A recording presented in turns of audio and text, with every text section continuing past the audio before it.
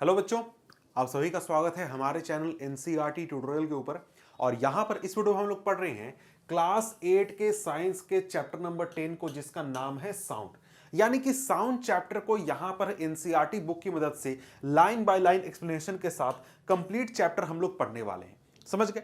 और ये चैप्टर आपके लिए इसलिए भी इंपॉर्टेंट है क्योंकि ये चैप्टर अगर आप कंप्लीट कर लेते हैं, अच्छे से समझ लेते हैं, तो जब आप नेक्स्ट क्लास में पहुंचेंगे, क्लास 9th में पहुंचेंगे, तो वहां पर भी आपको सेम चैप्टर पढ़ना है, तो उसकी भी तैयारी आपको यहां पर हो जाएगी।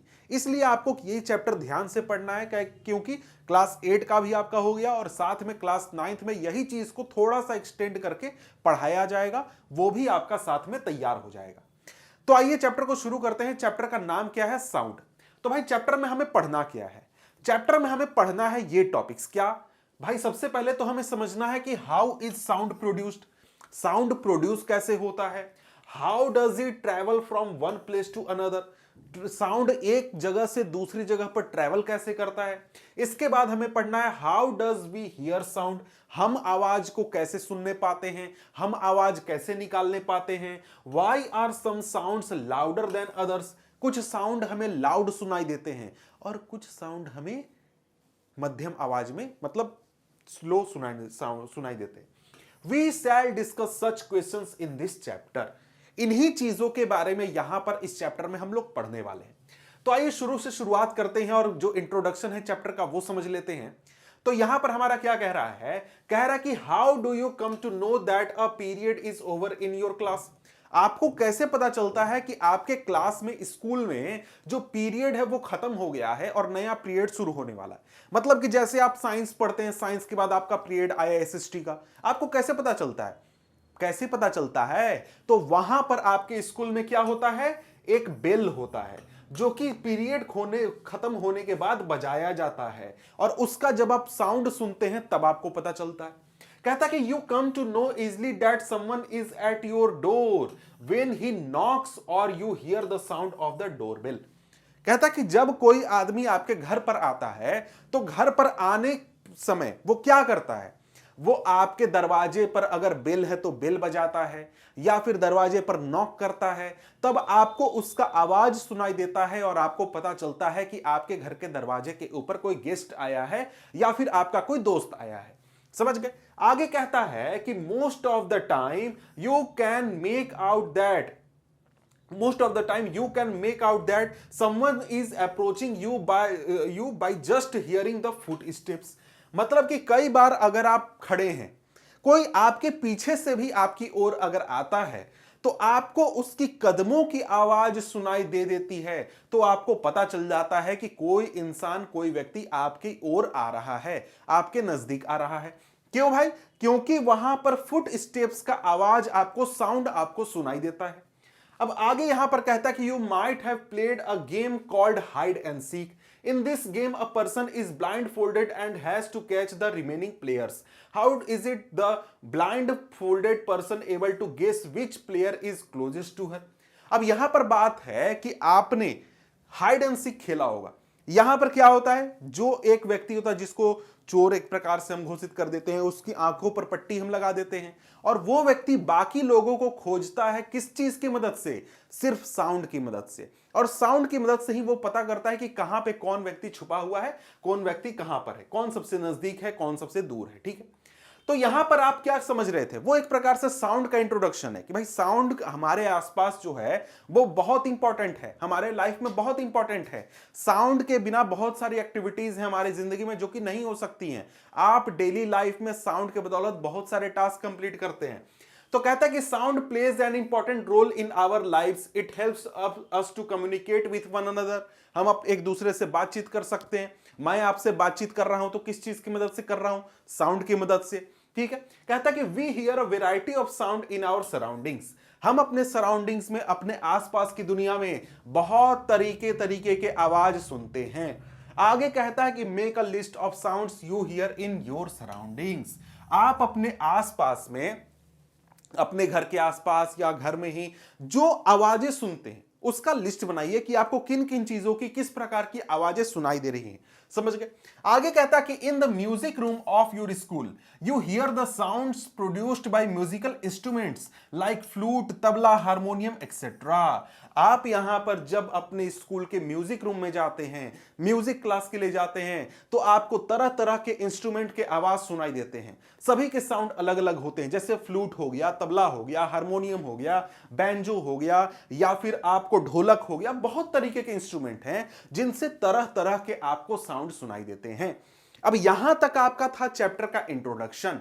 मतलब कि भैया देखो, साउंड जो है ना वो हमारे लिए बहुत इंपॉर्टेंट है। कितना इंपॉर्टेंट है? बहुत ही इंपॉर्टेंट है, क्योंकि हमारी जिंदगी साउंड के बदौलत चल रही है। हम रोड पर ड्राइविंग करते हैं, कार चलाते हैं, बाइक चलाते हैं, साइकिल चलाते हैं, तो वहां पर हम लोग हॉर्न का इस्तेमाल करते हैं, बेल का इस्तेमाल करते हैं साइकिल में। तब सामने वाले को पता चलता है कि कोई साइकिल आ रहा है, बाइक आ रहा है, कार आ रहा है। हम बातचीत करते हैं साउंड की मदद से, हम मूवीज का आनंद लेते हैं साउंड की मदद से, साथ में हम लोग म्यूजिक भी सुनते हैं साउंड की मदद से। तो भाई साउंड जो है वो हमारे लिए क्या है? बहुत ही इंपॉर्टेंट है। अब यहां पर सबसे पहले हमारे सामने टॉपिक आ जाता है 10.1। टॉपिक का नाम क्या है? Sound is produced by a vibrating body. अब यहां पर बात है, हमें समझना है कि जो साउंड है वो प्रोड्यूस कैसे होता है। तो साउंड प्रोड्यूस होता है जब कोई ऑब्जेक्ट वाइब्रेट करता है, तब साउंड प्रोड्यूस होता है। जैसे अगर मैं उदाहरण दूं तो यहां पर अगर आप टेबल को हिट करें, बुक को हिट करें, या फिर मैं यहां पर जो बोल रहा हूं, जो स्पीकर से आपके पास जो आवाज आ रहा है, जो आप फोन में या कंप्यूटर में वीडियो देख रहे हैं, वो जो आवाज आपकी कानों तक ये मेरा आवाज पहुंच रहा है, वो किस चीज की मदद से पहुंच रहा है? वहां पर कोई ना कोई ऑब्जेक्ट है, वो क्या कर रहा है? वाइब्रेट कर रहा है। और इसी वाइब्रेशन की वजह से साउंड प्रोड्यूस होता है और उसी से साउंड आपको सुनाई देता है। समझ गए? तो आपको यहां पर सबसे पहले तो यह पता करना होगा कि यह वाइब्रेशन क्या चीज होता है। भाई वाइब्रेशन का मतलब क्या? तो वाइब्रेशन का मतलब होता है rapid to and fro motion. To and fro motion का मतलब क्या? मतलब देखिए, कोई ऑब्जेक्ट है, ये मान लीजिए ये फोन है, ठीक है। अब ये फोन है, ये फोन अगर इस प्रकार से मोशन कर रहा है तो इसको हम लोग कौन सा मोशन कहते हैं? इसको हम लोग टू एंड फ्रो मोशन कहते हैं, या फिर ऑसिलेटरी मोशन भी आप कह सकते हैं। ऑसिलेशन कर रहा है, ठीक है। तो ये rapid to and fro motion है। क्या ये वाइब्रेशन कर रहा है? जी नहीं, वाइब्रेशन नहीं कर रहा है। क्यों? क्योंकि इसका जो टू एंड फ्रो मोशन है वो बहुत ही स्लो है। जब ये rapid to and fro motion करेगा ना, तो हम उसे वाइब्रेशन कहते हैं। ऐसे ऐसे बहुत स्पीड में, बहुत रैपिड जब ये वाइब्रेशन करेगा, मतलब टू एंड फ्रो मोशन करेगा, तो उसको हम लोग क्या कहते हैं? वाइब्रेशन कहते हैं। तो वाइब्रेशन क्लियर हो गया। वाइब्रेशन का मतलब क्या हुआ? Rapid to and fro motion. और जब rapid to and fro motion होता है तब हमारा वाइब्रेशन होता है, और उसी वाइब्रेशन से साउंड क्रिएट होता है। अब यहां पर आप बोलिए, सर हमने एक टेबल को हिट किया तो टेबल तो इस प्रकार से वाइब्रेट कर नहीं रहा है, तो आवाज कहां से सुनाई दे रहा है? हम जब यहां बोल रहे हैं तो हमारे गले में कहां वाइब्रेशन हो रहा है कि हमें आवाज सुनाई दे रहा है, आवाज क्रिएट हो रहा है? तो सब समझाऊंगा, धीरे धीरे समझिए। अभी यहां पर पढ़ते हैं, क्या कहता है? कहता है touch the school bell when not in use, what do you feel? Again touch it when producing sound, can you feel it vibrating? अब कहता है कि स्कूल में बेल जो है, जिस बेल से आपका पीरियड खत्म होता है, उस पीरियड के उस बेल के पास जाइए। अब हो सकता है ये चीज आपके लिए पॉसिबल ना हो, क्योंकि भाई स्कूल में बहुत कड़ाई होती है, बच्चों को इधर उधर जाना पॉसिबल नहीं होता है। ये आप घर में भी ट्राई कर सकते हैं कि बेल है, उसको क्या करो, जब कुछ नहीं है तब जाकर के टच करो। लेकिन जब बेल बजे और उसके तुरंत बाद उसको टच करके देखो कि उसमें क्या तुमको सुनाई दे रहा है। अब यार मेरे पास तो बेल वैसा है नहीं, तो इसलिए मैंने क्या किया है कि स्केल था मेरे पास, उसी को लिया है, उसी को बेल मैंने बना दिया है। अब इस प्रकार से मैं इसको हिट कर रहा हूं तो इससे साउंड क्रिएट हो रहा है, और इस साउंड को क्रिएट करने के बाद ऐसे में अगर इसको टच करूं तो यहां पर मुझे वाइब्रेशन फील होता है। जैसे आप लोग मोबाइल फोन यूज करते हैं, मोबाइल फोन में वाइब्रेशन का सिस्टम होता है कि भाई क्या होगा, आपका मोबाइल फोन वाइब्रेट करता है। तो वाइब्रेट कैसे करता है? उसमें एक मोटर लगा हुआ होता है जो कि rapid to and fro motion इस प्रकार से हिलता है, जिससे कि आपका यहां पर वाइब्रेशन क्रिएट होता है, और इसी प्रकार का वाइब्रेशन आपका साउंड को जन्म देता है। जैसे अगर मैं टेबल को हिट करूं तो टेबल जो है, जब मैं हिट कर रहा हूं ना, तो वो क्या कर रहा है? वाइब्रेट कर रहा है। कैसे वाइब्रेट कर रहा है, आइए एग्जाम्पल समझते हैं। अब एग्जाम्पल अगर आप देखें तो ये एक फोर्क है। अब ये आपको क्लास 9th में एग्जाम्पल समझना है, फोर्क का कैसे साउंड क्रिएट होता है वो समझना है। तो ये जो आपका आगे पीछे टू एंड फ्रो मोशन है ना, इसी से आपका साउंड क्रिएट होता है, ठीक है। अब 9th में ये चीज अच्छे से समझनी है कि ये साउंड कैसे क्रिएट होता है। तो यहां पर ये जो हमारा फोर्क है, ये जब rapid to and fro motion करता है तो अब उसके आसपास की जो हवाएं हैं, मतलब मैं यहां पर बोल रहा हूं, तो मैं बोल रहा हूं तो यहां पर क्या हो रहा है, मेरे गले में, आप अगर अपने गले को बोलते समय टच करेंगे तो आपको यहां पर वाइब्रेशन फील होगा। अब कैसे वाइब्रेशन फील होगा, क्योंकि यहां पर आपका वॉइस बॉक्स है जिसमें वाइब्रेशन क्रिएट होता है। कैसे, आगे हम लोग डिटेल में समझेंगे। और इसी वाइब्रेशन से आप लोग बोलने पाते हैं, आवाज निकालने पाते हैं। इसी प्रकार से वाइब्रेट करके हमारी दुनिया में कोई भी आवाज आपको सुनाई दे रहा है, इसी प्रकार के वाइब्रेशन से हमें साउंड सुनाई देता है, rapid to and fro motion से। तो क्या होता है, कैसे साउंड क्रिएट होता है, साउंड क्रिएट होता है वाइब्रेशन से। अब वाइब्रेट जब ये करता है ऑब्जेक्ट, तो इसके आसपास के जितने भी एयर के पार्टिकल्स हैं वो भी वाइब्रेट करने लगते हैं। और ये वाइब्रेशन जो है, यही वाइब्रेशन आगे जाकर के हमारे कानों तक पहुंचता है और हमारे कान में ईयर ड्रम को वाइब्रेट करता है। ऐसे ऐसे कान में ईयर ड्रम होता है, आगे हम डिटेल में समझेंगे। और वो जब वाइब्रेट होता है तो उसका इलेक्ट्रिकल सिग्नल हमारे ब्रेन तक पहुंचता है और हमको साउंड सुनाई देता है। तो साउंड कैसे क्रिएट हुआ ये समझे, कैसे समझे भाई कि वाइब्रेशन से साउंड क्रिएट होता है। जैसे ये इमेज यहां पर देखिए, ये क्या है, एक ड्रम है। अब इस ड्रम को जब हिट किया जा रहा है तो इस ड्रम का ये सरफेस देख रहे हैं कि ऐसे ऐसे ऐसे ऐसे वाइब्रेट कर रहा है। अब देखिए, ये बोलिएगा कि सर वाइब्रेशन हमें टेबल पर क्यों नहीं दिखता है, या फिर हम बोल रहे हैं तो दिखता क्यों नहीं, मतलब बड़ी बड़ी चीजों को जब आवाज होती है तो हमें वाइब्रेशन दिखता क्यों नहीं है। वाइब्रेशन दिखता इसलिए नहीं है क्योंकि वहां पर जो वाइब्रेशन होता है वो बहुत ही आपका कम लेवल पर होता है, मतलब बहुत ही इतना कम उसका मूवमेंट होता है ना कि आपको दिखेगा नहीं नंगी आंखों से। लेकिन अगर आप वहां पर कैमरा लगा लें, माइक्रोस्कोपिक या फिर स्लो मोशन कैमरा लगाएंगे, तब आपको ये वाइब्रेशन वाला मूवमेंट आपको दिख जाएगा। उसके कई सारे वीडियोस आपको YouTube पर एक्सपेरिमेंट वाले वीडियोस मिलेंगे, तो वहां पर आप देख सकते हैं। लेकिन आपको समझना क्या है, समझना यह है कि जो साउंड क्रिएट होता है वो वाइब्रेशन की वजह से क्रिएट होता है। जैसे उदाहरण यहां पर देख रहे हैं, जब ड्रम को हिट किया गया तो ड्रम का जो सरफेस है वो इस प्रकार से हिलने लगा, क्या करने लगा, वाइब्रेट करने लगा, मतलब क्या, rapid to and fro motion करने लगा। और उसी से इस ड्रम के आसपास की हवाएं भी वाइब्रेट करने लगी, यानी वो एनर्जी का ट्रांसफर हुआ और उससे जो साउंड है वो हमारे कानों तक पहुंचा। समझ गए। अब यहां पर देखिए, ज्यादा डिटेल में आपको नहीं समझना है। ज्यादा डिटेल में कब आप समझिएगा, नेक्स्ट क्लास में, क्लास 9th में आप अच्छे से वेव वगैरह समझिएगा, यहां भी समझिएगा, लेकिन यहां पर थोड़ा शॉर्ट में आपको है, ठीक है। अब यहां पर एक्टिविटी है, एक्टिविटी में वही चीज आपको टेस्ट करना है। क्या करना है भाई, टेक अ मेटल प्लेट, एक मेटल प्लेट या फिर पेन जो भी है आपके पास आप ले सकते हैं, उसको इस प्रकार से टांगना है, एक ऐसी जगह पर टांगना जहां पर आपको आराम हो और वहां पर वो किसी भी चीज को टच ना करे, ना तो दीवार को टच करे ना किसी ऑब्जेक्ट को टच करे। जैसे कि मैंने आपको अभी दिखाया, मैंने आपको ये दिखाया इस प्रकार का, ये तो मेरे पास स्केल था इस कमरे में। आप क्या कर सकते हैं, थाली ले सकते हैं, थाली में लेकिन टांगने वाला बांधने वाला कोई व्यवस्था नहीं होगा। मतलब जैसे ये एक पेन है ना आपका, इस प्रकार का भी पेन आप ले सकते हैं, ठीक है। अब यहां पर आपको क्या करना है, आपको इसको एक स्टिक से स्ट्राइक करना है। इस प्रकार से आप क्या करेंगे, स्ट्राइक करेंगे। स्ट्राइक करेंगे तो आपको क्या होगा, आवाज सुनाई देगा। अब ये जब आवाज आपको सुनाई देगा और इसको आप ऐसे थोड़ी देर में टच करेंगे, तुरंत, मतलब ऐसे किया और ऐसे किया, ऐसे छू करके देखेंगे तो आपको ये वाइब्रेट होता हुआ मिलेगा, आपको हाथ में वाइब्रेशन फील होगा। समझ गए। तो यही चीज कहता है कि देखो, जब भी साउंड क्रिएट होता है ना, तो वो क्यों क्रिएट होता है, वाइब्रेशन की वजह से क्रिएट होता है। अब यहां पर कहता है कि again strike the plate with stick and hold it tightly with your hand immediately after striking, do you still here the sound.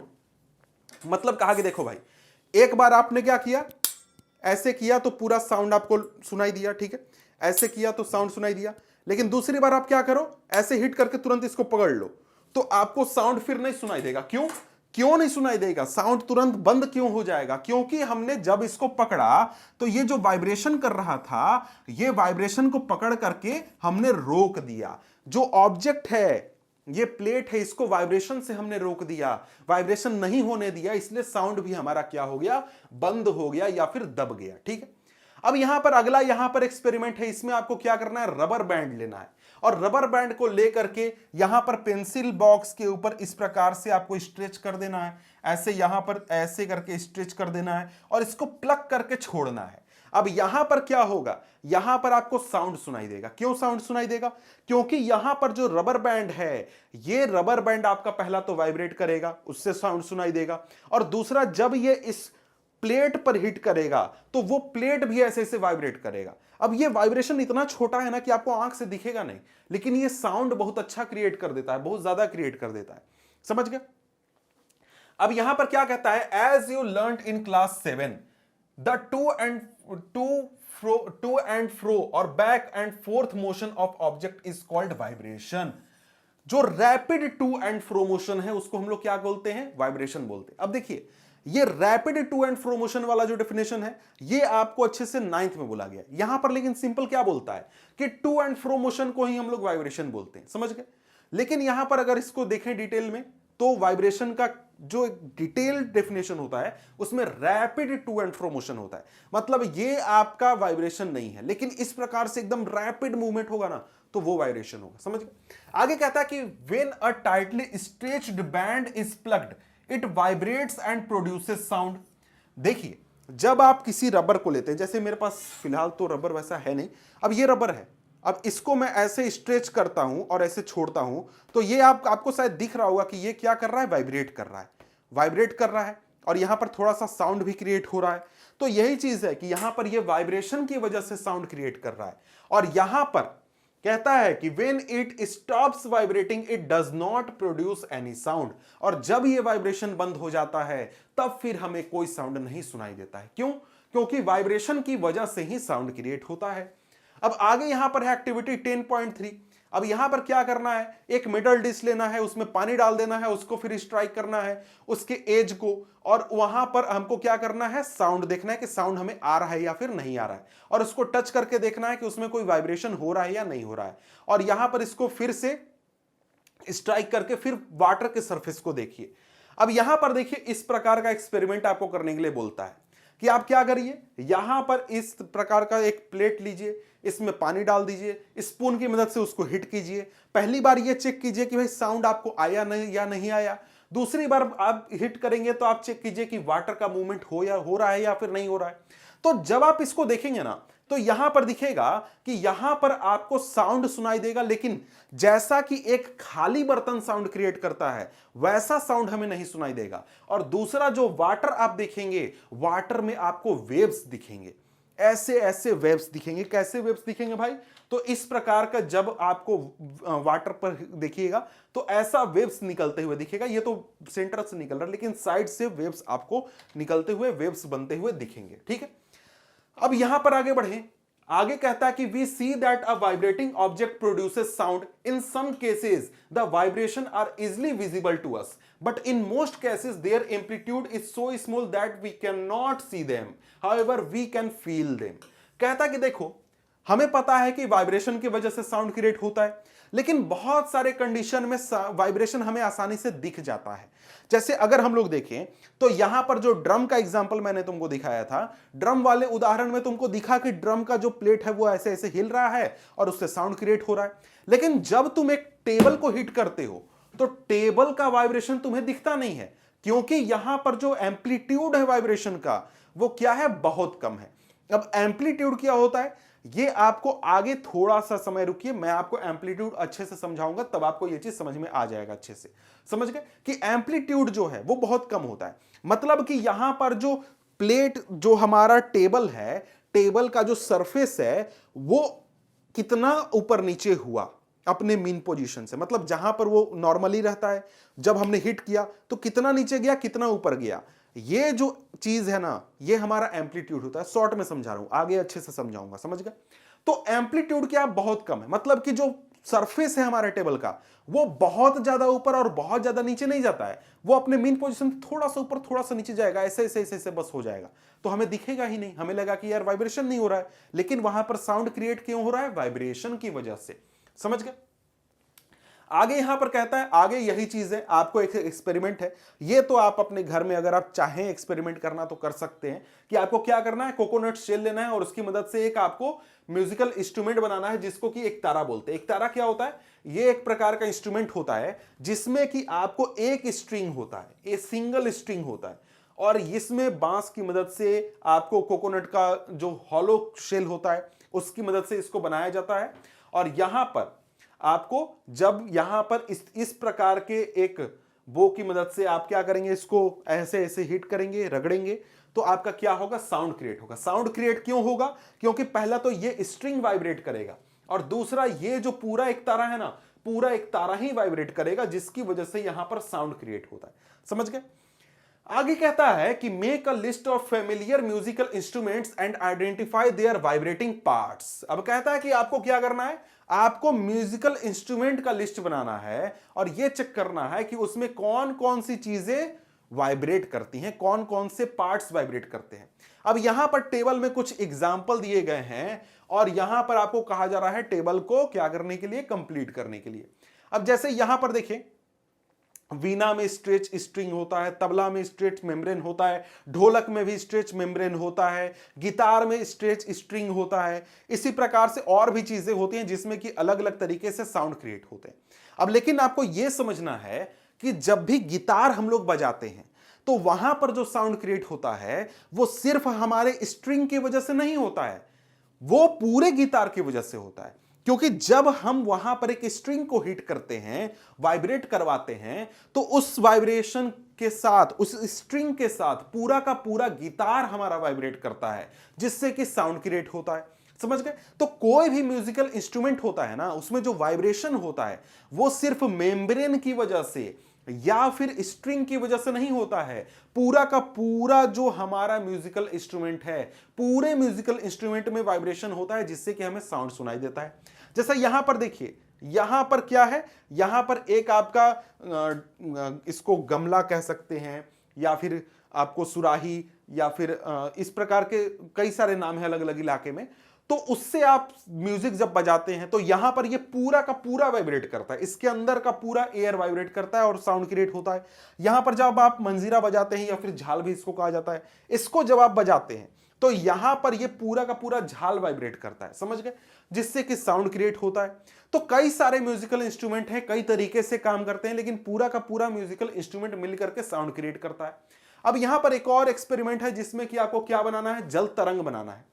अब इसमें आपको क्या करना है, आपको यहां पर कई सारे वाटर ग्लासेस लेने हैं और इसमें अलग अलग क्वांटिटी में वाटर भर देना है, एक में ज्यादा, एक में कम, उससे कम, उससे कम, उससे कम, उससे कम करते करते इस प्रकार से आपको क्या करना है, यहां पर आपको अलग अलग क्वांटिटी में वाटर भर देना है। और जब इनको आप स्पून की मदद से या फिर किसी स्टिक की मदद से हिट करेंगे तो यहां पर इनका जो आपको साउंड सुनाई देगा वो अलग अलग होगा। इस वाले आपको ग्लास से अलग साउंड आएगा, इससे अलग आएगा, इससे अलग आएगा, इससे अलग आएगा। ये आप अपने घर में भी कर सकते हैं, बहुत सिंपल एक्सपेरिमेंट है और बहुत अच्छा एक्सपेरिमेंट है। आप इसको घर में भी कर सकते हैं और ये एक प्रकार से आपको दिखाएगा कि यहां पर अलग अलग साउंड आता है। क्यों अलग अलग साउंड आता है भाई, यहां पर अलग अलग साउंड इसलिए आता है क्योंकि यहां पर जो वाटर भरा हुआ है, जहां तक नीचे से यहां तक, यहां पर वाइब्रेशन एक प्रकार से कम हो रहा है। ऊपर वाला जो इलाका है यहां पर वाइब्रेशन हो रहा है, इसमें सरफेस ज्यादा है, खाली वाला इलाका ज्यादा है, इसलिए वाइब्रेशन ज्यादा हो रहा है तो साउंड अलग है। यहां पर यहां पर यहां पर यहां पर सब जगह साउंड अलग है क्योंकि यहां पर जो खाली हिस्सा है वो अलग अलग है, जिससे कि साउंड हमारा अलग अलग क्वांटिटी में अलग अलग अलग अलग कम ज्यादा वाइब्रेशन होता है, जिससे साउंड क्रिएट होता है। अब यहां पर वही चीज है जो कि मैंने आपको समझाया था कि when we pluck the string of an instrument like the sitar, the sound that we hear is not only that of the string। मतलब कि यहां पर जब हम सितार में ऐसे स्ट्रिंग को हिट करते हैं तो या फिर गिटार में जब स्ट्रिंग को हिट करते हैं तो जो साउंड हमें सुनाई देता है वो सिर्फ और सिर्फ स्ट्रिंग की वजह से नहीं सुनाई देता है, बल्कि वो साउंड हमें सुनाई देता है क्योंकि वहां पर पूरा का पूरा म्यूजिकल इंस्ट्रूमेंट वाइब्रेट करता है। समझ गए। The whole musical instrument is forced to vibrate, and it is the sound of the vibration of the instrument that we hear. Similarly, when we strike the membrane of mridangam, the sound that we hear is not only that of the membrane but also of the whole body of instrument. मतलब कोई भी musical instrument है, अगर उसको हम vibrate कराते हैं तो उसका वाइब्रेटिंग पार्ट सिर्फ आवाज नहीं क्रिएट करता है, बल्कि पूरा का पूरा म्यूजिकल इंस्ट्रूमेंट वाइब्रेट करता है और साउंड क्रिएट करता है। समझ गए? अब यहां पर अगर हम लोग आगे बढ़ें तो आगे हमारे सामने क्या है? Sound produced by humans. तो यहां पर आपने अभी तक क्या समझा? अभी तक समझा कि जो साउंड प्रोड्यूस होता है वो क्यों प्रोड्यूस होता है? वाइब्रेशन की वजह से प्रोड्यूस होता है। क्लियर बात है? अब आगे देखते हैं साउंड प्रोड्यूस्ड बाय ह्यूमंस। मतलब यहां पर बात है कि जो हम लोग ह्यूमंस हैं, हम लोग साउंड कैसे क्रिएट करते हैं। तो कहता है कि speak loudly for a while or sing a song or buzz like a bee, put your hand on your throat as shown in figure 10.8, do you feel any vibration. कह रहा है कि आप कुछ भी बोले, मतलब या तो बोले या चिल्लाएं या फिर आप गाना गाएं या फिर इस प्रकार से हम करें, बज करें। तो आप अगर जब अपने यहां पर गले पर हाथ रखेंगे, तो यहां पर थ्रोट पर हाथ रखेंगे तो आपको क्या फील होगा? वाइब्रेशन फील होगा कि यहां पर आपका ये जो गला है ना, ये क्या कर रहा है? वाइब्रेट कर रहा है। तो यहां पर ये वाइब्रेशन क्यों हो रहा है? क्योंकि यहां पर हमारे गले में एक वॉइस बॉक्स होता है जिसको कि लैरिंग्स कहते हैं। ये क्या करता है? वाइब्रेट करता है और साउंड क्रिएट करता है। तो ह्यूमंस में साउंड कैसे क्रिएट होता है भाई? ह्यूमंस में साउंड क्रिएट होता है वॉइस बॉक्स की मदद से, जिसको लैरिंग्स भी कहा जाता है। समझ गए? तो इसके वाइब्रेशन की वजह से हमारे द्वारा साउंड क्रिएट किया जाता है। आगे कहता है कि put your finger on the throat and find a hard bump that seems to move when you we swallow. अब कहता है कि अगर आप अपने गले पर हाथ रखें और आपको यहां पर हार्ड बम्प फील होगा, ये जैसे यहां पर ये आपको हार्ड बम्प फील होगा। आप अभी बच्चे हैं तो हो सकता है आपका ये हार्ड बम्प थोड़ा छोटा हो, लेकिन ये हार्ड बम्प आपको फील होगा। और जब आप किसी चीज को स्वेलो करते हैं, ऐसे जब आप करेंगे तो ये जो हार्ड बम्प है ये आपको ऊपर नीचे होते हुए फील होगा। तो ये जो पार्ट है ना, यही पार्ट आपका क्या है? यहीं पर आपका प्रेजेंट होता है वॉइस बॉक्स। ठीक है? अब ये आपको विंड पाइप का अपर हिस्सा होता है। अब ये विंड पाइप क्या है भाई? विंड पाइप को जरा सा हम लोग समझ लेते हैं।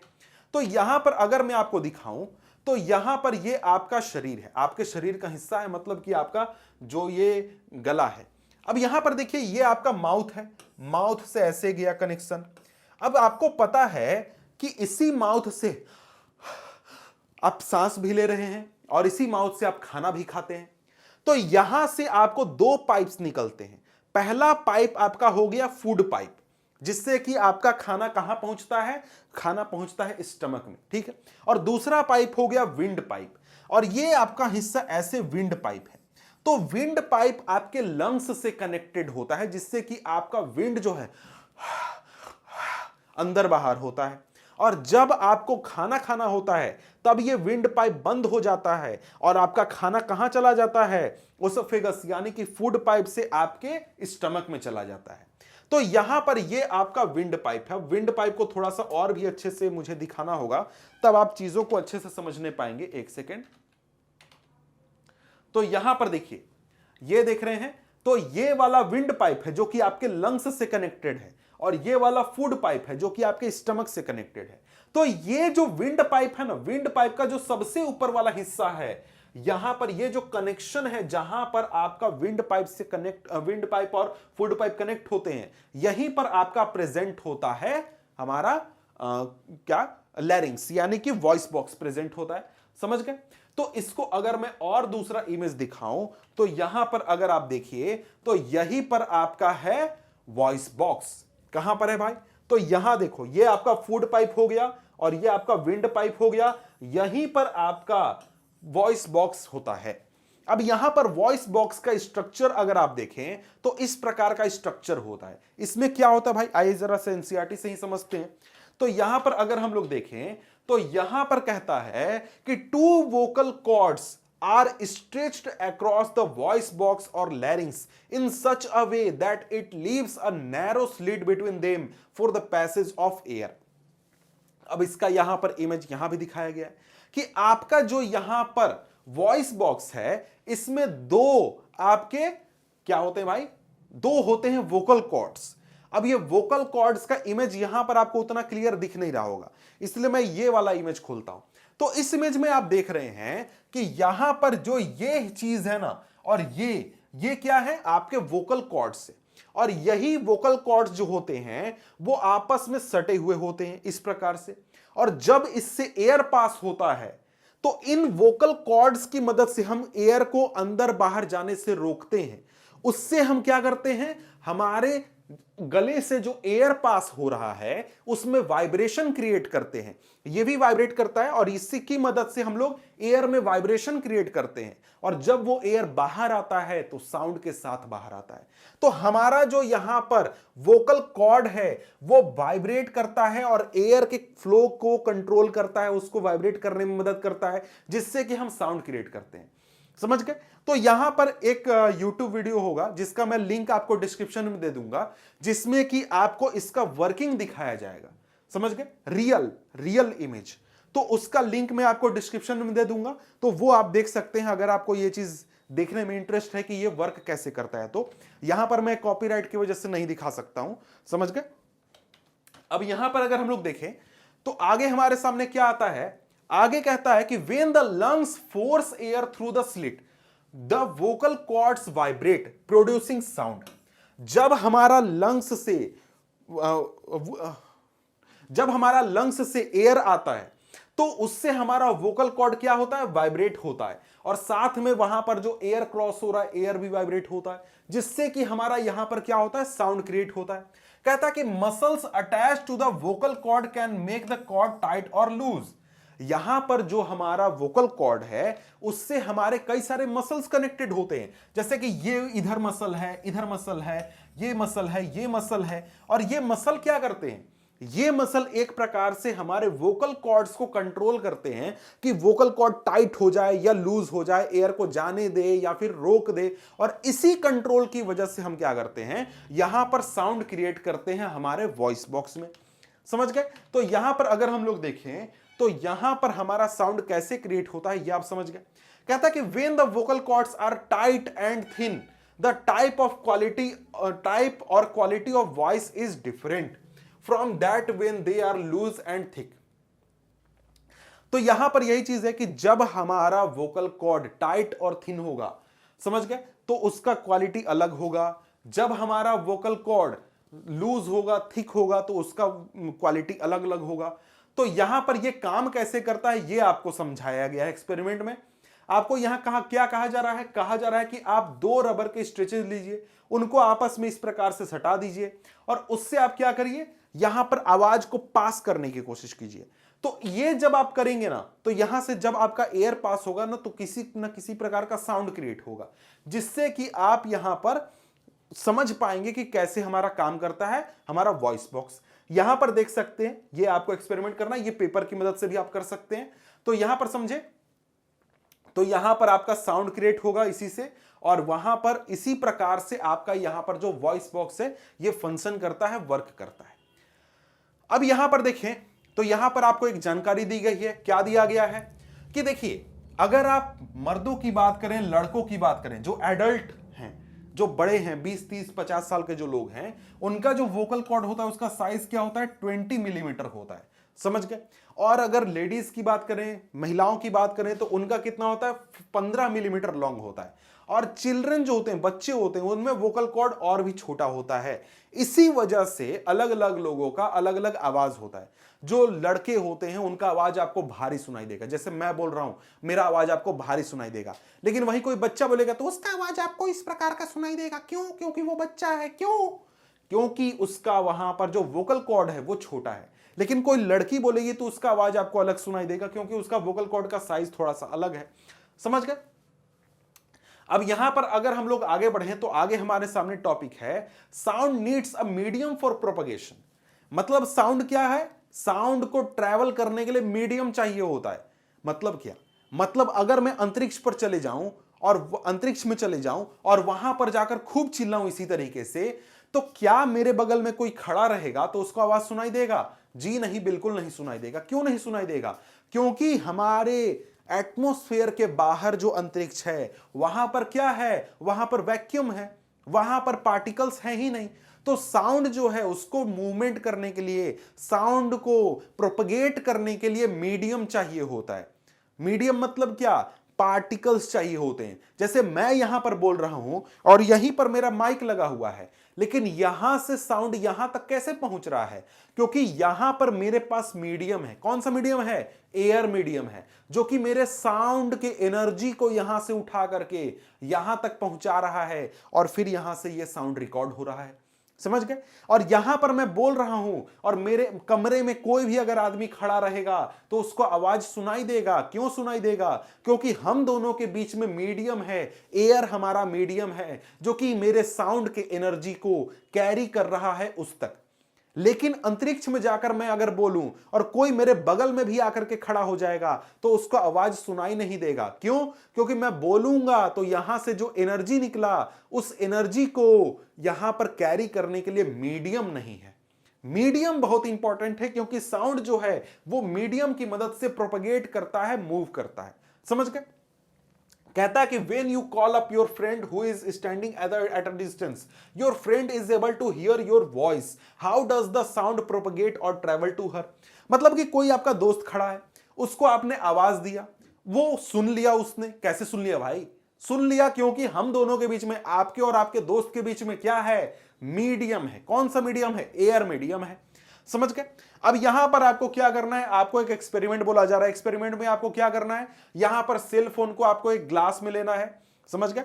और जैसे यहां पर आपको दिखाया जा रहा है, इसमें आपको क्या करना है, रिंग करना है। अब ये चीज है कि ये ग्लास खाली होना चाहिए, पानी नहीं होना चाहिए इसमें। इसमें आप रिंग करेंगे तो आवाज आपको सुनाई देगा। लेकिन आप इस प्रकार से माउथ में इसको लगा करके आवाज निकाल लीजिए, मतलब हवा को खींच लीजिए, उसके बाद रिंग करिए, आपको आवाज कम सुनाई देगा। और खींच सकते हैं तो और खींचिए तो आवाज आपको और कम सुनाई देगा। तो यहां पर ऐसा क्यों होगा, क्योंकि यहां पर एक आपको एक्सपेरिमेंट है भाई, क्योंकि भाई हमें साउंड को ट्रैवल करने के लिए क्या चाहिए होता है, मीडियम चाहिए होता है। समझ गए, मीडियम लगता है भाई। आगे कहता है कि can you think of an explanation. आपको एक्सप्लेनेशन पता है, तो एक्सप्लेनेशन यही है कि it possible that is it possible that the decreasing amount of air in the tumbler had something to do with the decreasing loudness of the ring? ठीक है।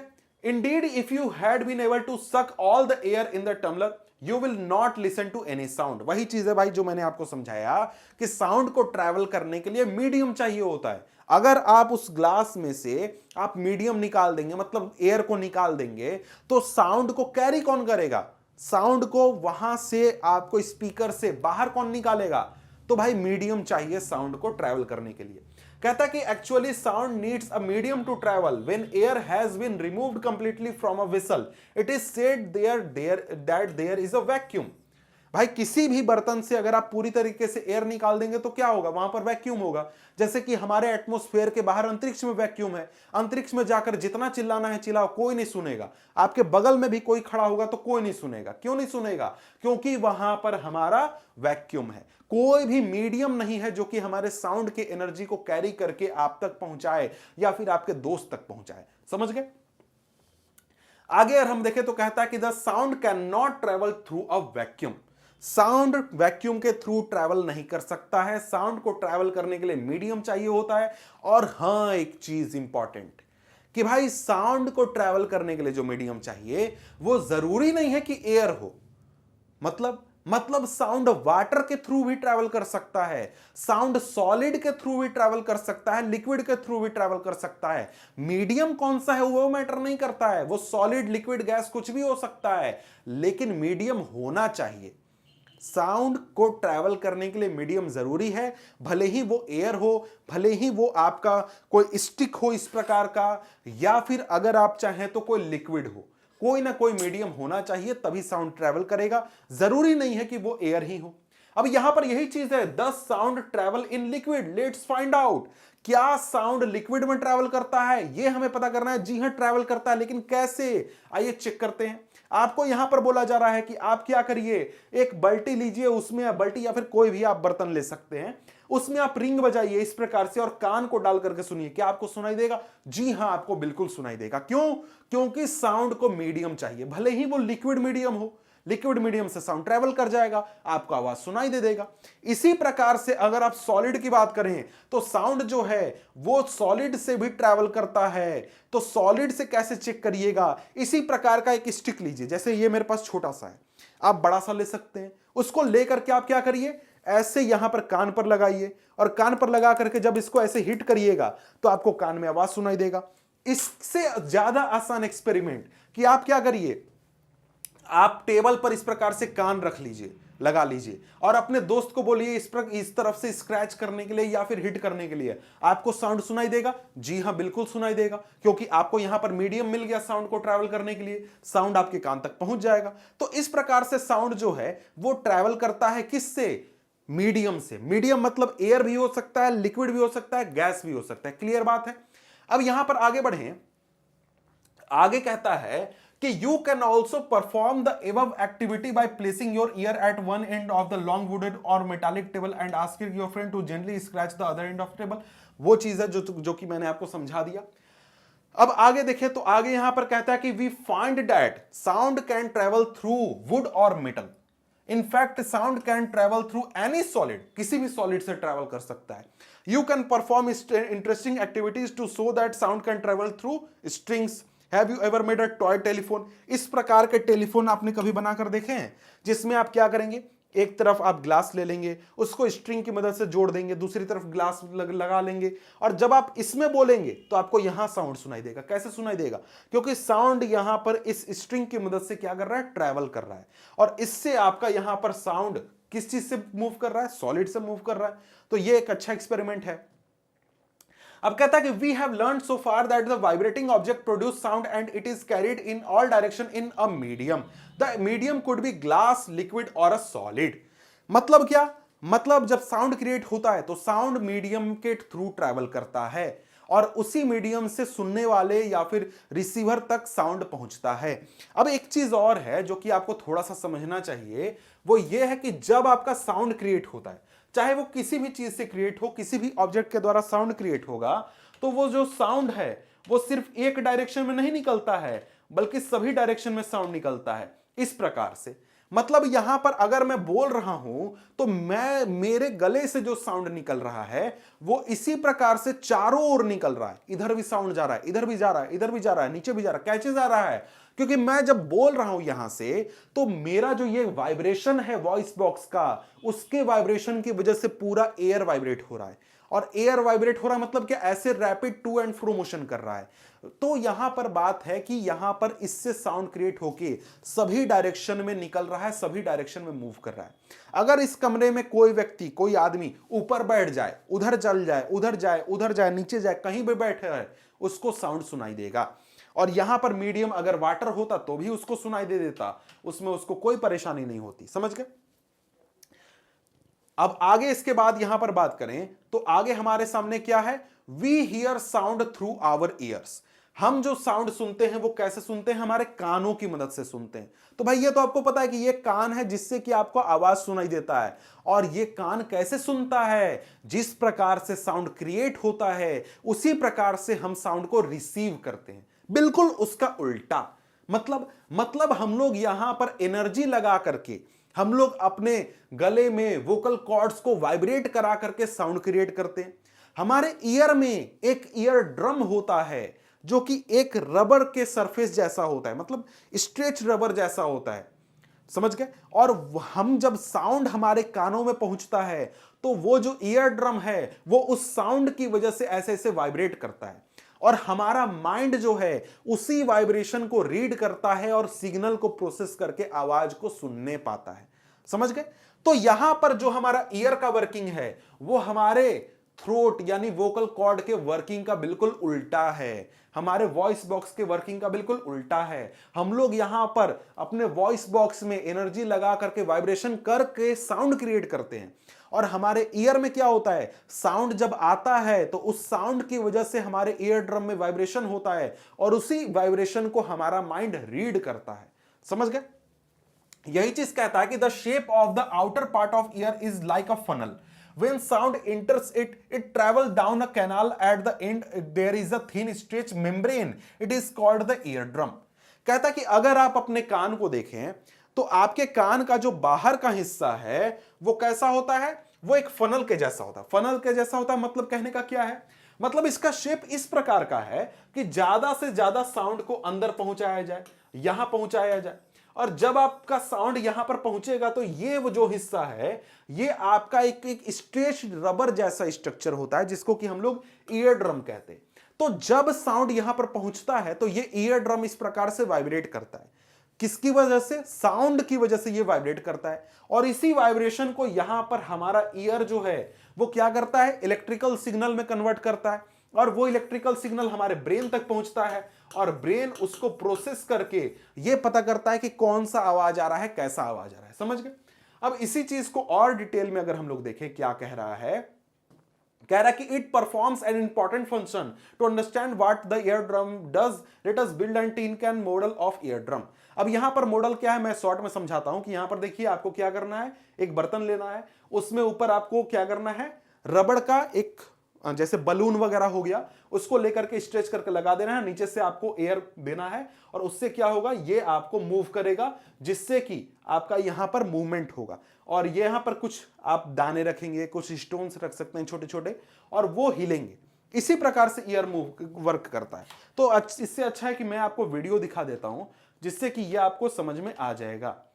एक सेकेंड, ये देखिए, ये हमारे ईयर का इंटरनल स्ट्रक्चर है, जिसमें कि साउंड इस तरफ से आ रहा है, इधर से साउंड आ रहा है, और जब साउंड आ रहा है तो ये ईयर ड्रम क्या हो रहा है, आगे पीछे इस प्रकार से वाइब्रेट हो रहा है, उस सारे सिग्नल को रीड कर रहा है। और यहां पर इससे कनेक्टेड यहां पर एक बोन होता है, जो कि यहां पर क्या करता है, हमारे ईयर में ही मसल्स अटैच होते हैं, जो कि इस सिग्नल को, वाइब्रेशन को कन्वर्ट करते हैं इलेक्ट्रिकल सिग्नल में, और यहां से फिर हमारा क्या होता है, ये सिग्नल हमारे ब्रेन तक जाता है, और फिर ब्रेन इस इलेक्ट्रिकल सिग्नल को क्या करता है, रीड करता है कि भाई यहां देखो साउंड आया है, कौन सा साउंड आया, कैसा साउंड आया, इसको रीड करता है।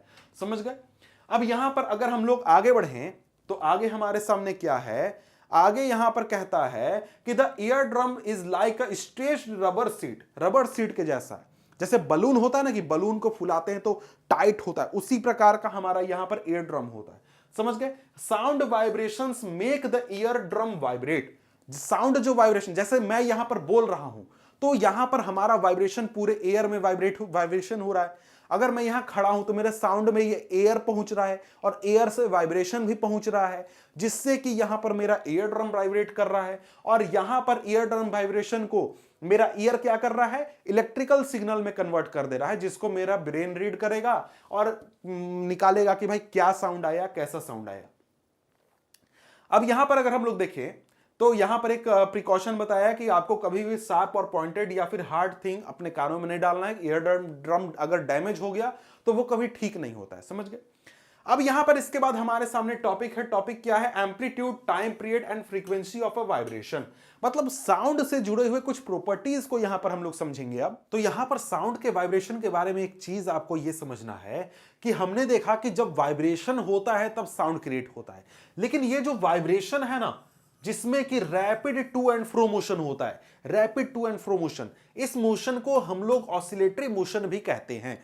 तो भाई ऑसिलेशन आपने पढ़ा होगा, पेंडुलम के बारे में पढ़ा होगा आपने अगर तो वहां पर क्या होता है, इस प्रकार से जो पेंडुलम है वो इस प्रकार से हिलते रहता है, मतलब क्या कर रहा है, टू एंड फ्रो मोशन कर रहा है।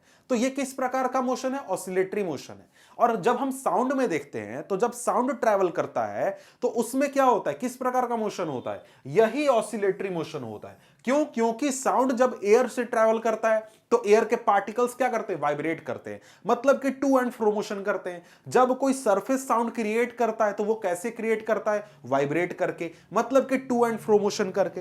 तो अगर मैं यहां पर साउंड का मूवमेंट अगर आपको दिखाऊं तो देखिए इस प्रकार से हमारा साउंड क्रिएट होता है। ये फोर्क है, फोर्क की मदद से साउंड क्रिएट होता है। क्लास 9th में आप इसके बारे में पढ़ेंगे। तो वहां पर क्या हो रहा है, फोर्क क्या कर रहा है, टू एंड फ्रो मोशन कर रहा है, आगे पीछे मोशन कर रहा है, मतलब एक प्रकार का ऑसिलेटरी मोशन कर रहा है। इसी के साथ अगर आप लोग देखें तो इसी के साथ हमारा और भी यहां पर देखिए, ये हमारा साउंड के ट्रैवल का आपको मोशन दिखाया जा रहा है। यहां पर साउंड ट्रैवल कर रहा है, कैसे साउंड क्रिएट हुआ, कैसे क्रिएट हुआ, जैसे मान लीजिए ये हमारा टेबल का सरफेस है, टेबल को हमने हिट किया तो हिट करने पर टेबल ने क्या किया, ऐसे वाइब्रेट किया, ऐसे ऐसे ऐसे वाइब्रेट किया, वो सरफेस इस प्रकार से वाइब्रेट हुआ। इस टेबल के सरफेस ने अपने पास जो एयर था, एयर के पार्टिकल को क्या कराया, वाइब्रेट कराया। मतलब क्या, ऑसिलेटरी मोशन में डाल दिया, यानी वो आगे पीछे इस प्रकार से मोशन करने लगा। और उसने अपने बगल वाले पार्टिकल को, तो यहां पर मैं बोल रहा हूं तो मेरे माउथ के अगल बगल के एयर के पार्टिकल्स वाइब्रेट हो गए, इस प्रकार से वाइब्रेट होने लगे। ये पार्टिकल्स ने अपने बगल वाले पार्टिकल को ऐसे वाइब्रेट करा दिया, इस पार्टिकल ने इस पार्टिकल को ऐसे वाइब्रेट करा दिया, इसने इसको ऐसे करते करते साउंड आगे की ओर ट्रैवल कर रहा है। देख रहे हैं कैसे कि यहां पर साउंड हमारा क्रिएट हुआ इस टेबल की वजह से। इसने बगल वाले पार्टिकल को वाइब्रेट कराया, इसने अपने बगल वाले को, इसने बगल वाले को, इसने बगल वाले को करते करते यहां पर वाइब्रेशन कराया। तो यहां पर एक प्रकार का क्या फॉर्म हो रहा है, यहां पर हमारा वेव फॉर्म हो रहा है। क्या फॉर्म हो रहा है, वेव फॉर्म हो रहा है। तो यहां पर कई सारी चीजें आपको समझनी है। सबसे पहला तो यहां पर हमारा साउंड ट्रैवल कैसे कर रहा है, यहां पर ये वेव क्या होता है, और साथ में हम लोग साउंड का वेव भी बनाकर समझेंगे, क्योंकि जो चीजें हमें समझनी है वो साउंड का वेव के साथ आपको अच्छे से समझ में आएगा।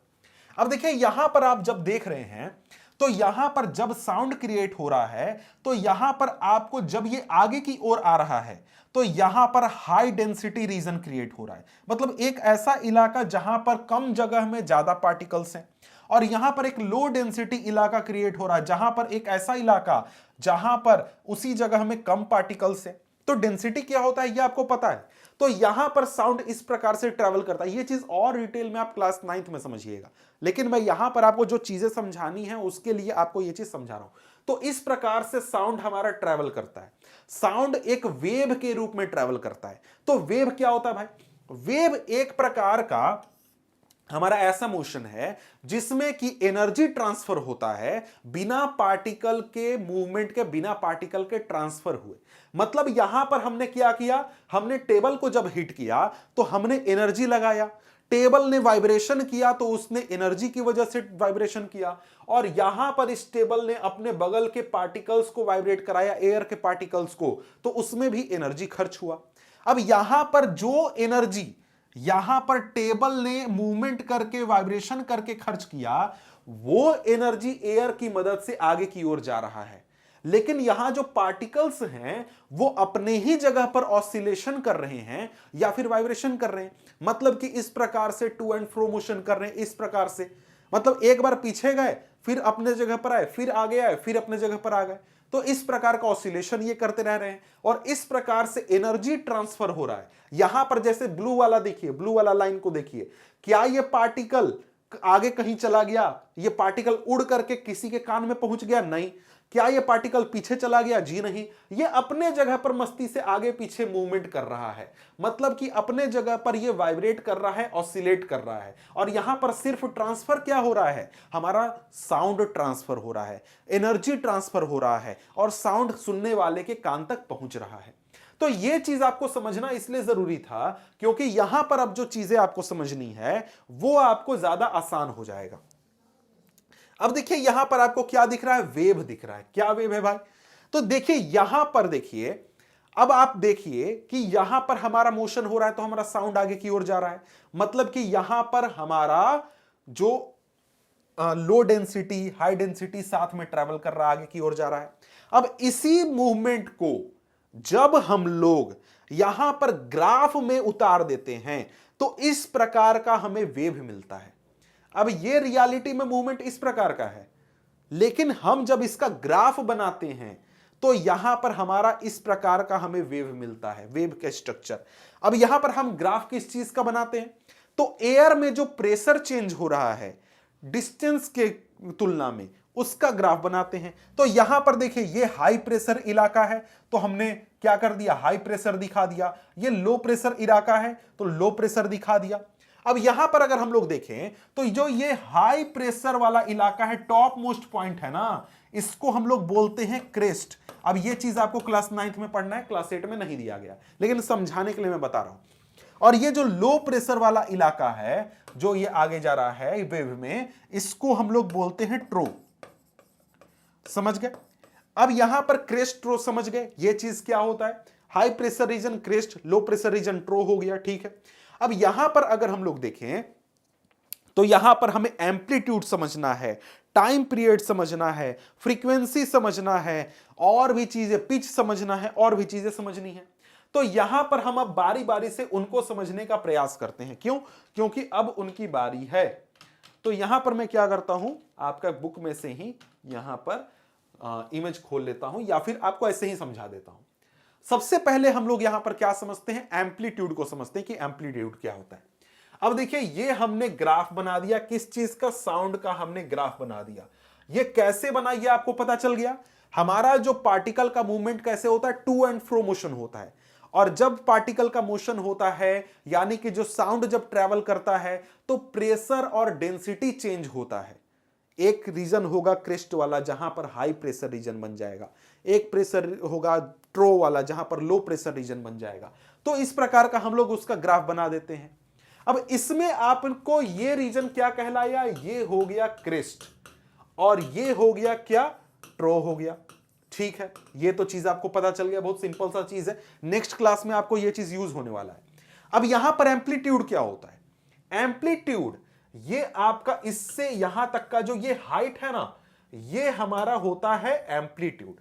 अब इसका मतलब क्या, मतलब देखो, यहां पर एम्पलीट्यूड सिंपल समझने का मतलब यह है कि यहां पर ये पेन यहां पर है, ये पेन यहां पर है, ये अपने मीन पोजीशन से, मतलब जो इसका नेचुरल पोजीशन है, एकदम स्थिर है ये, इसको मैंने ऐसे मार करके वाइब्रेट करा दिया, ऐसे मारा, और ये क्या हो गया, ऐसे ऐसे वाइब्रेट होने लगा। तो जब मैंने इसको हिट किया तो इसने क्या किया, वाइब्रेशन किया, और वाइब्रेशन के दौरान इसका जो मैक्सिमम डिस्टेंस था वो क्या हो गया, इसका एम्पलीट्यूड हो गया। मतलब कि अपने मीन पोजीशन से ये कितना मैक्सिमम विड्थ या फिर डिस्टेंस मूव कर रहा है, वो हमारा एम्पलीट्यूड होता है। तो यहां पर इसका मीन पोजीशन, कोई पार्टिकल है, उसका मीन पोजीशन क्या है, उसका मीन पोजीशन ये है। जब यहां पर साउंड वेव आया तो उसने इसको इतना ज्यादा मूव कराया और नीचे इतना ज्यादा मूव कराया, तो ये क्या हो गया, यहां पर एम्पलीट्यूड हो गया। मतलब यहां पर ये पेन है, इसको मैंने ऐसे हिट किया, तो हिट करने पर ये वाइब्रेट करने लगा, तो ये इसका एम्पलीट्यूड कितना है, तो इसका सेंटर वाले मीन पोजीशन से कितना इधर गया और कितना इधर गया, मैक्सिमम, वही हमारा एम्पलीट्यूड है। ये एम्पलीट्यूड किस चीज के ऊपर डिपेंड करता है, एनर्जी के ऊपर। मतलब अगर हम ज्यादा जोर से बोलेंगे तो हमारा जब साउंड वेव बनेगा तो उसका एम्पलीट्यूड ऐसा हो जाएगा, लेकिन अगर हम लोग धीरे बोलेंगे तो साउंड वेव ऐसा हो जाएगा। क्यों? क्योंकि यहां पर हमारा जितना एनर्जी होगा, एम्पलीट्यूड उतना ज्यादा होगा। क्लियर बात है, क्लियर, समझ गए? तो एम्पलीट्यूड क्या होता है, एम्पलीट्यूड होता है आपका maximum distance covered from mean position. मतलब कि जो पार्टिकल है, मीडियम का पार्टिकल, उसका मीन पोजीशन से मैक्सिमम कितना मूवमेंट हो रहा है, वो उसका एम्पलीट्यूड होता है। समझ गए? Maximum displacement of particle of medium from its mean position.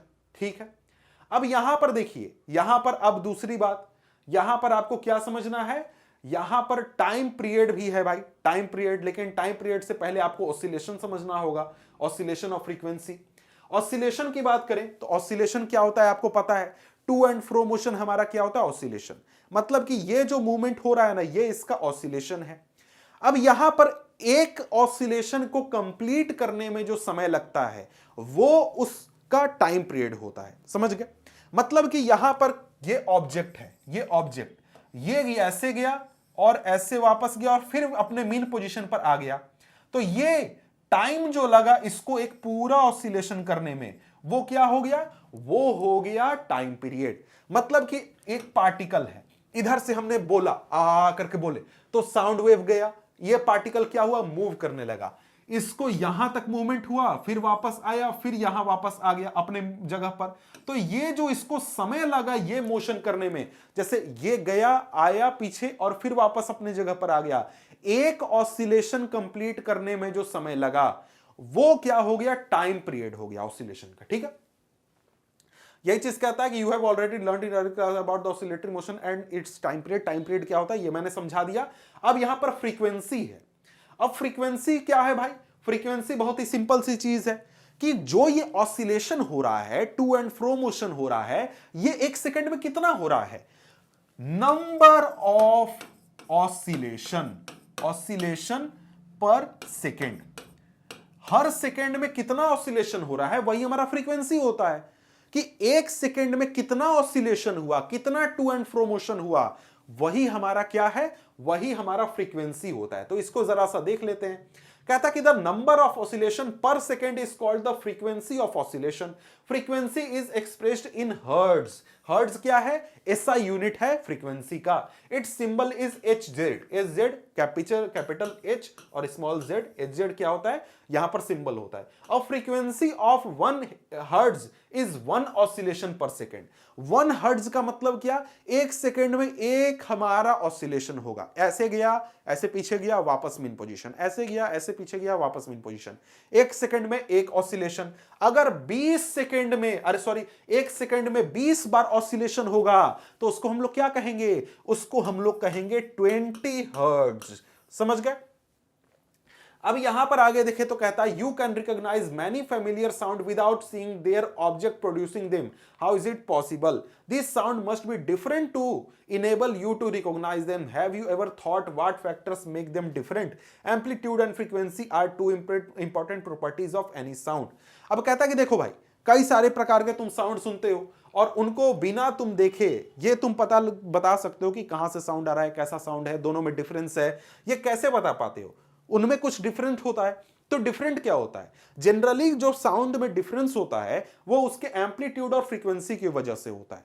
मतलब अलग अलग प्रकार के साउंड तुमको सुनाई देते हैं क्योंकि अलग अलग साउंड में एम्पलीट्यूड और फ्रीक्वेंसी अलग अलग होते हैं। और भी चीजें होती हैं जो कि 9th क्लास में तुम और डिटेल में समझोगे। अब यहां पर आता है लाउडनेस एंड पिच। पिच और लाउडनेस क्या होता है भाई? तो देखिए, लाउडनेस एक प्रकार से आपके साउंड के एनर्जी से जुड़ा हुआ है कि कितना लाउड साउंड है, और पिच आपके साउंड के फ्रीक्वेंसी से जुड़ा हुआ है। तो ये चीज हम आगे पढ़ते हैं, समझते हैं। तो लाउडनेस को जरा सा समझ लेते हैं। कहता है कि loudness of sound is proportional to the square of amplitude of the vibration producing the sound. मतलब कि एम्पलीट्यूड के स्क्वायर के प्रोपोर्शनल होता है लाउडनेस। मतलब कि जो एम्पलीट्यूड है, कितना मूवमेंट हुआ, जैसे इतना ज्यादा मूवमेंट हो रहा है, मीन पोजीशन यहां है, यहां से इतना गया, तो ये क्या हो गया, ये एम्पलीट्यूड हो गया। तो इस एम्पलीट्यूड के स्क्वायर के प्रोपोर्शनल होता है हमारा लाउडनेस।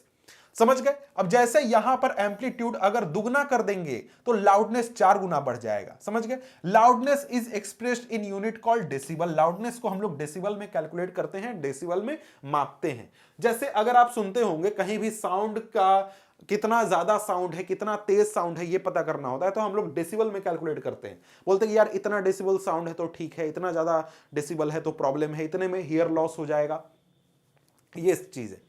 जैसे यहां पर नॉर्मल जो हम लोग ब्रीदिंग करते हैं 10 डेसिबल, हम लोग थोड़ा मोड़ा कम साउंड में बातचीत करेंगे तो वो क्या होगा, हम लोग का 30 डेसिबल होगा। नॉर्मल बातचीत 60 होता है, बिजी ट्रैफिक 70 होता है, एवरेज फैक्ट्री में 80 डेसिबल का साउंड होता है। और 80 डेसिबल से ज्यादा साउंड अगर आए तो वो हमारे लिए फिजिकली पेनफुल होता है। मतलब कान सुनने में दर्द देगा, हमको तकलीफ होगा, इरिटेशन होगा, अरे यार कौन इतना हल्ला कर रहा है, इस प्रकार के हम बातें बोलने लगते हैं।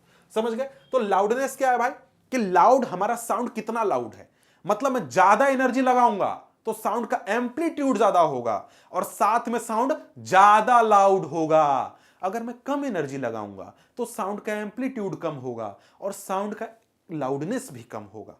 तो लाउडनेस किस चीज से जुड़ा हुआ है, एम्पलीट्यूड से, मतलब कि एनर्जी से जुड़ा हुआ है। समझ गए। अब इसके बाद यही चीज कहता है, क्या कहता है, the loudness of sound depends on it's amplitude. When the amplitude of vibration is large the sound produced is loud. When the amplitude is small the sound produced is feeble. मतलब एम्पलीट्यूड अगर कम होगा तो sound हमें feeble सुनाई देगा, amplitude ज्यादा होगा तो साउंड हमें लाउड सुनाई देगा। अब यहां पर हम लोग पिच की बात करते हैं। पिच क्या होता है भाई, तो यहां पर ये पिच जो है ये हमारे साउंड के फ्रीक्वेंसी से जुड़ा हुआ है। कहता है कि if a frequency of vibration is higher we say that sound is shrill and has a higher pitch. जैसे अगर हम लोग बात करें तो हाई पिच का साउंड क्या होगा, जो सीटी हम लोग बजाते हैं वो क्या है, एक हाई पिच का साउंड है। क्यों भाई, क्योंकि उसमें फ्रीक्वेंसी ज्यादा होता है। लेकिन अगर हम कहीं ड्रम बजाएं, ड्रम में डम डम आवाज सुनाई दे तो वो आवाज कैसा है, वो लो फ्रीक्वेंसी का साउंड है, उसका पिच क्या है, लो है। समझ गए। कहता है कि if the frequency of vibration is lower we say that sound has a lower pitch.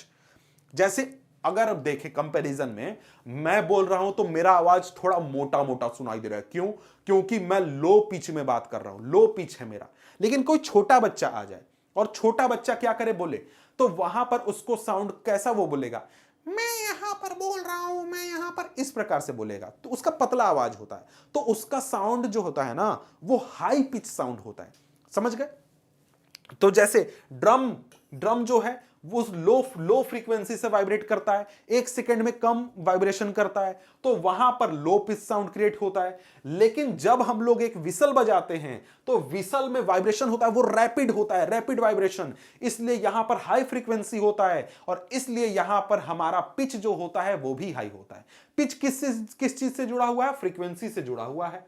समझ गए? तो ये आप समझ रहे होंगे कि फ्रीक्वेंसी में डिफरेंस और पिच में डिफरेंस दोनों सेम चीज है, मतलब high frequency high pitch, low frequency low pitch. Clear है? आगे अगर हम लोग बढ़ें तो कहता है कि on the other hand a whistle has a high frequency and therefore produces a sound of higher pitch. Whistle में हाई फ्रीक्वेंसी होता है जिसकी वजह से वो हाई पिच का साउंड क्रिएट करता है। A birds make a high pitch sound whereas a lion makes a low pitch roar. जो लायन आवाज निकलता है वो कैसा होता है? लो पिच साउंड होता है। लेकिन बर्ड जो कि ची ची पतला पतला आवाज निकालता है वो क्या होता है? हाई पिच साउंड होता है। समझ गए? However, the roar of lion is very loud, while the sound of bird is quite feeble. Every day you hear the voices of children and adults. Do you find any differences in their voice? Can you say that the frequency of voice of child is higher than that of adult? जी हाँ, usually the voice of woman has a higher frequency than that of man. ये तो आपको पता होगा। अब यहाँ पर बात है ऑडिबल एंड इनऑडिबल साउंड, किन साउंड्स को आप सुन सकते हैं, किन साउंड्स को नहीं सुन सकते हैं। सिंपल सी बात यहाँ पर यह है कि भाई देखो, यहां पर कुछ लिमिटेशन है कि भाई कौन सा साउंड हम सुन सकते हैं, कौन सा नहीं सुन सकते हैं। अब यहां पर साउंड ये का लिमिटेशन ये है कि 20 हर्ट्ज से लेकर 20,000 हर्ट्ज तक हम लोग साउंड को सुन सकते हैं। मतलब कि अगर साउंड का फ्रीक्वेंसी 20 हर्ट्ज है तो हम सुन लेंगे, 25 है सुन लेंगे, 20,000 तक हम लोग सुन लेंगे। लेकिन अगर साउंड का फ्रीक्वेंसी 20,000 से ज्यादा हो जाए या फिर 20 से कम हो जाए तो हमारा माइंड उसको रीड नहीं करने पाता है, हम लोग उसको समझ नहीं पाते हैं, हम लोग वो आवाजें सुन नहीं पाते हैं। अब कहता है कि we know that we need a vibrating body for the production of sound. Can we hear the sound of all vibrating bodies? जी नहीं, हर एक वाइब्रेटिंग बॉडी के साउंड को हम लोग नहीं सुन सकते। जैसे जो अल्ट्रासाउंड है, मतलब कि 20,000 हर्ट्ज से ज्यादा का जो वाइब्रेशन है उसको हम लोग नहीं सुन सकते हैं, वो उसको हम लोग रीड नहीं कर सकते हैं। The fact is that sound of frequencies less than 20 vibration per second can not be detected by human ear. हम लोग के कान, हम लोग के ब्रेन उसको रीड नहीं कर सकते। अगर साउंड 20 हर्ट्ज से कम है, जैसे ये हाथ मेरा हिल रहा है, तो ये भी एक प्रकार का वाइब्रेशन है, यहां पर भी आपका साउंड हो सकता है क्रिएट हो, लेकिन आपका कान, मेरा कान इस आवाज को नहीं सुनने पा रहा है। क्यों? क्योंकि यहां पर 20 हर्ट्ज से कम वाइब्रेशन है, मतलब फ्रीक्वेंसी है। अगर मैं 20 हर्ट्ज से ज्यादा वाइब्रेशन कर दूं, फ्रीक्वेंसी कर दूं, तो आपको आवाज आने लगेगा, आप सुनने लगेगा उस साउंड को। समझ गए? और इस प्रकार के साउंड को हम लोग इनऑडिबल कहते हैं, मतलब जो साउंड हम लोग सुन नहीं पाते। इसी का अगर हायर साइड में बात करें तो 20,000 वाइब्रेशन पर सेकेंड अगर हो, यानी 20 किलो हर्ट्ज, 20,000 हर्ट्ज अगर हो, तो उससे ज्यादा का वाइब्रेशन हम लोग रीड नहीं करने पाते हैं, हम लोग उसको डिटेक्ट नहीं करने पाते हैं। तो हम लोग का जो ऑडिबल रेंज कितना है वो 20 से 20,000 हर्ट्ज है। ये क्लियर आपको पता चल गया? ठीक है। आगे देखें तो यहां पर है कि कुछ एनिमल्स जो हैं वो 20,000 हर्ट्ज से ज्यादा में बात कर सकते हैं, मतलब सुन सकते हैं, डॉग्स सुन सकते हैं। इसके अलावा राइनोसोरस होता है वो 5 हर्ट्ज 10 हर्ट्ज पर बातचीत करते हैं, वो सुन सकते हैं। इसके अलावा अल्ट्रासाउंड जो इक्विपमेंट होते हैं जिससे अल्ट्रासाउंड वगैरह किया जाता है, वो भी अल्ट्रासाउंड यानी कि 20,000 हर्ट्ज से ज्यादा पर काम करते हैं और उसको हमारा ईयर रीड नहीं करने पाता है। अब यहां पर आगे है नॉइज एंड म्यूजिक। ये बहुत ही सिंपल सी चीज है कि भाई देखो यहां पर नॉइज का मतलब क्या, ऐसे अनप्लेजेंट साउंड जिसको हम लोग सुनना नहीं पसंद करते हैं। जैसे कहीं पर कंस्ट्रक्शन का काम हो रहा है, बहुत ट्रैक्टर चल रहा है, इंजन चल रहा है, ढम ढम ढम आवाज आ रहा है, तो वो सुनाई देगा, मजा नहीं आएगा। लेकिन कहीं म्यूजिक बजेगा बहुत मस्त आवाज में तो वो हमें बहुत सुनाई देगा। तो यहां पर यही चीज है, नॉइज एंड म्यूजिक, जो साउंड हमें डिस्कंफर्ट क्रिएट करता है, हमारे लिए अनवांटेड है, वो क्या है, हमारे लिए नॉइज हो जाता है। Unpleasant sound are called, such unpleasant sound are called noise. यही चीज जैसे कंस्ट्रक्शन वर्क, उसका साउंड हो गया, या फिर अगर आप देखिए हॉर्न, बस या फिर कार के हॉर्न का साउंड हो गया, क्लासरूम में सारे बच्चे अगर बातचीत आपस में करने लगे तो वो साउंड हो गया। तो वो सारे क्या हैं, नॉइज के उदाहरण हैं। अगर कहीं पर म्यूजिक बज रहा है तो वो साउंड हमको सुनने में अच्छा लगता है, तो वो हमारे लिए क्या है, म्यूजिक है, बहुत ही मधुर है। समझ गए। अब यहां पर नॉइज पॉल्यूशन, तो भाई जिस प्रकार से हमारे एयर में एयर पॉल्यूशन होता है, एयर पॉल्यूशन का मतलब क्या, मतलब कि एयर में ऐसे अनवांटेड पार्टिकल्स हैं जो कि हमारे लिए हार्मफुल हैं, उसी प्रकार से आपका होता है नॉइज पॉल्यूशन, कि भाई हमारे आसपास ऐसा साउंड क्रिएट हो रहा है जो कि हमारे लिए अनवांटेड है और हमारे लिए हार्मफुल है। समझ गए।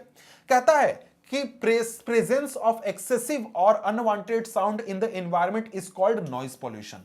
अगर एनवायरनमेंट में अनवांटेड साउंड है या फिर एक्सेसिव साउंड है जो कि हमारे लिए अनवांटेड है या फिर एक प्रकार से हमारे लिए प्रॉब्लम है, जैसे सुन कान में दर्द होने लगे या फिर बहुत तेज साउंड है, तो वो क्या है, एक प्रकार का नॉइज पॉल्यूशन है। Can you list some sources of noise pollution, तो भाई कंस्ट्रक्शन वर्क हो गया, गाड़ियों के हॉर्न हो गए, या फिर अगर म्यूजिक भी बहुत लाउड हम लोग बजा दें तो वो भी नॉइज पॉल्यूशन हो जाता है। बहुत प्रकार की चीजें होते हैं, जैसे sound of vehicle explosion including bursting of cracker, machine, loud speaker etcetera. Vast sources in the home में lead to noise, television and transistor radio at high volume, some kitchen appliances, desert coolers, air conditioner all contribute to noise pollution। सब मिलकर क्या करते हैं, noise pollution create करते हैं। अब यहां पर बात है कि what are the harms of noise pollution. Noise pollution से क्या होता है भाई, नॉइज पॉल्यूशन से बहुत प्रॉब्लम होता है, हेल्थ रिलेटेड प्रॉब्लम हो जाता है। जैसे अगर आप बहुत लंबे समय तक नॉइज पॉल्यूशन में रहें, कहीं पर ऐसा रहें जहां पर बहुत जोर से म्यूजिक बज रहा है या फिर कंस्ट्रक्शन वर्क चल रहा है, तो उसकी वजह से क्या हो जाएगा, आपको स्लीप में प्रॉब्लम आएगा, हाइपरटेंशन हो जाएगा, मतलब कि हाई ब्लड प्रेशर हो जाएगा, एंजाइटी हो जाएगा, बहुत सारे हेल्थ डिसऑर्डर हो जाएंगे, आपको बहुत प्रकार के मेंटल प्रॉब्लम हो जाएंगे, फिजिकल प्रॉब्लम भी हो सकते हैं। कहता है कि a person who is exposed to a loud sound continuously may get temporary और even permanent impair of hearing. हो सकता है कि कानों की सुनने की क्षमता भी खत्म हो जाए, आपका हियरिंग लॉस भी हो सकता है अगर आप लगातार नॉइज पॉल्यूशन के प्रभाव में रहते हैं तो। समझ गए। आगे यहां पर है measure to control noise pollution. Noise pollution को कैसे हम लोग इसको रोक सकते हैं, इसके लिए हम लोग साइलेंसिंग डिवाइसेस यूज कर सकते हैं। जैसे कि एयरक्राफ्ट इंजन जो होते हैं उसमें इस प्रकार से उसका शेप बनाया जाता है कि भाई साउंड नॉइज कम से कम क्रिएट करे, या फिर जो आपको ट्रांसपोर्ट व्हीकल्स होते हैं उसमें साइलेंसर, गाड़ियों में साइलेंसर यूज किया जाता है ताकि साउंड कम से कम क्रिएट हो। इंडस्ट्री के मशीन में, होम अप्लायंसेज में, सभी जगहों पर इसी प्रकार के डिवाइसेस यूज होते हैं ताकि साउंड को कम किया जा सके, नॉइज को कम किया जा सके। अब यहां पर बात है कि रेसिडेंशियल एरिया में, मतलब जहां लोग रहते हैं वहां पर साउंड को कैसे कंट्रोल किया जा सकता है, नॉइज पॉल्यूशन को कैसे कंट्रोल किया जा सकता है। तो यहां पर यह है कि भाई हम लोग सबसे पहला तो जितने भी नॉइजी ऑपरेशन है उनको रेसिडेंशियल एरिया से दूर करें। मतलब कंस्ट्रक्शन वर्क है भाई, ऐसी जगह हो जहां पर साउंड ना क्रिएट हो, जहां पर लोग ना रहते हो, या फिर अगर लोग रहते हैं तो वहां पर दूसरे मेजर्स हम लोग लें ताकि साउंड को हम लोग बंद कर सकें, रोक सकें। ऑटोमोबाइल हॉर्न जो है उसको हम लोग कम से कम करें, मतलब रोड पर चले तो हॉर्न जितना कम यूज करना पड़े उतना अच्छा होगा। टीवी और म्यूजिक सिस्टम को कम वॉल्यूम में हम लोग यूज करें। ट्रीज को प्लांट करें रोड के किनारे, क्योंकि ट्रीज जो हैं वो क्या करते हैं, नॉइज पॉल्यूशन को रोकते हैं, नॉइज को कम कर देते हैं, और इससे क्या होगा, नॉइज पॉल्यूशन का जो प्रभाव है वो भी कम हो जाएगा। तो यहां से कई सारे क्वेश्चंस बनते हैं, जैसे क्वेश्चन बनेगा नॉइज पॉल्यूशन को कैसे रोका जा सकता है, या फिर नॉइज पॉल्यूशन का हार्मफुल इफेक्ट क्या है, नॉइज पॉल्यूशन क्या होता है, इसके साथ ही ऑडिबल इनऑडिबल साउंड रेंज आपके बारे में पूछेगा। ये सारी बातें हैं जो कि आपसे क्वेश्चन के रूप में पूछा जा सकता है। अब यहां पर देखिए हियरिंग इंपेयरमेंट की बात करता है, मतलब कि हियरिंग लॉस की बात कर रहा है। यहां पर कहता है कि total hearing impairment which is rear is usually from birth itself. मतलब भाई लोगों को अगर आवाज सुनाई नहीं दे रहा है तो वो क्यों है भाई, उसका कई सारे रीजन हो सकते हैं, लेकिन ज्यादातर केस में क्या होता है कि ये प्रॉब्लम बर्थ से होता है और ये प्रॉब्लम ठीक नहीं किया जा सकता है। कहता है कि partial disability is generally the result of disease, injury और एज। कि भाई कुछ लोग होते हैं जिनको आवाज कम सुनाई देता है। वो क्यों होता है? या तो वो कभी उनको चोट लग गया था, या फिर उनको कोई डिजीज था, या फिर एज जब लोग बूढ़े हो जाते हैं तभी ये प्रॉब्लम आता है। यहां पर इस प्रकार के अगर किसी को प्रॉब्लम है तो उनको स्पेशल केयर देने की जरूरत है। और यहां पर इसके लिए अगर किसी को परमानेंट हेयर लॉस है या फिर इस लेवल तक है कि उसको नॉर्मल लाइफ जीने में प्रॉब्लम होता है, तो उसके लिए साइन लैंग्वेज भी है, साइन लैंग्वेज का यूज किया जा सकता है। और इसके साथ ही जो एक प्रकार से हियरिंग लॉस है उसकी भरपाई तो पूरी तरीके से नहीं की जा सकती है, लेकिन एक लेवल तक हो सकता है। आगे कहता है कि बिकॉज ई speech develop at as the direct result of hearing, a child with hearing loss may have defective speech also. अगर कोई व्यक्ति सुनने नहीं पाता है तो उसको बोलने में भी परेशानी होगी, क्योंकि क्या बोलना है, कैसे बोलना है, वो सुनकर ही सीखता है। अगर वो सुनेगा नहीं तो वो वहां पर बोलने भी नहीं पाएगा। समझ गए? कहता है कि technological devices for the hearing impaired have made it possible for such person to improve their quality of life.